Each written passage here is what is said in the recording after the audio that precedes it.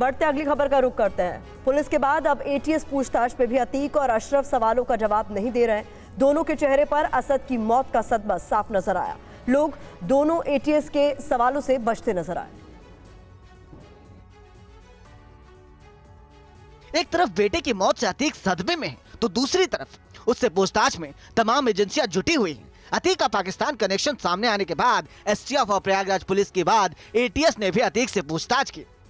पाकिस्तान से हथियार खरीदने और आईएसआई कनेक्शन पर एटीएस ने अतीक और अशरफ से कई सवाल किए, लेकिन असद की मौत पर गमजदा अतीक और अशरफ एटीएस के सवालों से बचते नजर आए। अतीक ने कहा, अगर आपका बेटा या भतीजा मर गया होता तो आप पर क्या बीतती? आज आप मुझसे सवाल पूछ रहे हो। वहीं अशरफ ने एटीएस से कहा, रमजान में हम रोजे से हैं, जो भी कह रहे हैं सब सच कह रहे हैं। हमारा हथियार से क्या लेना देना? हम नहीं जानते कौन क्या कर रहा है। पाकिस्तान से हथियार को लेकर हमें कुछ नहीं मालूम। 19 साल के बेटे की मौत से अतीक को धक्का लगा है। इससे भी ज्यादा दुख की बात तो यह है कि असद को दफनाने जाने से पहले उसे आखिरी बार बेटे को देखने का मौका तक नहीं मिल पाया। खबर आई थी कि पूछताछ के दौरान अतीक ने आईएसआई और लश्कर तैयबा से कनेक्शन की बात मानी थी। अतीक के बेटे असद को लेकर एक और बड़ा खुलासा हुआ है। कहा जा रहा है कि असद को गल्फ कंट्री में भगाने की तैयारी की जा रही थी। अतीक को इस बात की कतई उम्मीद नहीं थी कि उमेश हत्याकांड में शामिल उसका बेटा असद इस तरह पुलिस एनकाउंटर में मारा जाएगा। अतीक के क्रिमिनल बैकग्राउंड की कीमत एक बार फिर असद को चुकानी पड़ी। खबर है कि पिता अतीक का क्रिमिनल बैकग्राउंड होने की वजह से असद का पासपोर्ट नहीं बन पाया था, जिसकी वजह से उसे विदेश भगाया नहीं जा सका।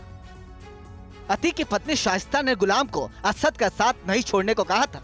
शाइस्ता ने गुलाम से कहा था कि असद मासूम बच्चा है, उसके साथ रहकर उसको बाहर निकालो। असद को पुलिस से बचाने के लिए शाइस्ता ने उसे गल्फ कंट्री भगाने के लिए कहा था, लेकिन पासपोर्ट न होने की वजह से असद को विदेश भगाया नहीं जा सका। नेपाल में एसटीएफ की टीम पहले से मौजूद होने के चलते असद नेपाल भी नहीं जा सकता था। दूसरे प्रदेश में अपने लोगों से अतीक अपने शूटर्स को पैसा पहुंचाने के लिए कहता रहा।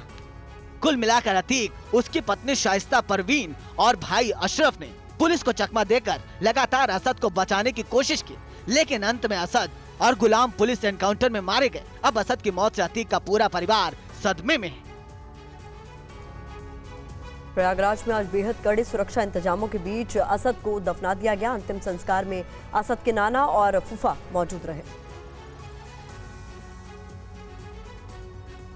बेहद कड़े सुरक्षा इंतजामों के बीच आज अतीक अहमद के बेटे असद को प्रयागराज के कसारी मसारी कब्रिस्तान में दफना दिया गया। असद को दफनाए जाने के दौरान उसके नाना फूफा समेत परिवार के 20 से 25 लोग ही मौजूद रहे। सुरक्षा कारणों से असद की डेड बॉडी को उसके घर न ले जाकर सीधे कब्रिस्तान ले जाया गया। अतीक अहमद के पुश्तैनी घर से लेकर कब्रिस्तान तक सुरक्षा के बेहद कड़े इंतजाम किए गए थे। अंतिम संस्कार की पूरी प्रक्रिया के दौरान पूरे इलाके में भारी संख्या में सुरक्षा बल तैनात रहे। पूरे इलाके में ड्रोन से निगरानी की जा रही थी। रैपिड एक्शन फोर्स और पीएससी की कई कंपनियां मौके पर तैनात रहीं। सुरक्षा बलों को पुराने शहर में संवेदनशील जगहों पर तैनात किया गया था। खबरें आ रही थी कि बेटे को आखिरी बार देखने के लिए मां शाइस्ता सरेंडर कर सकती है, लेकिन ऐसा नहीं हुआ। पुलिस ने कहा कि असद के अंतिम संस्कार के दौरान उसके नाना और फूफा के साथ साथ परिवार के 20 से 25 लोग मौजूद रहे। किसी को भी अंतिम संस्कार में जाने से रोका नहीं गया।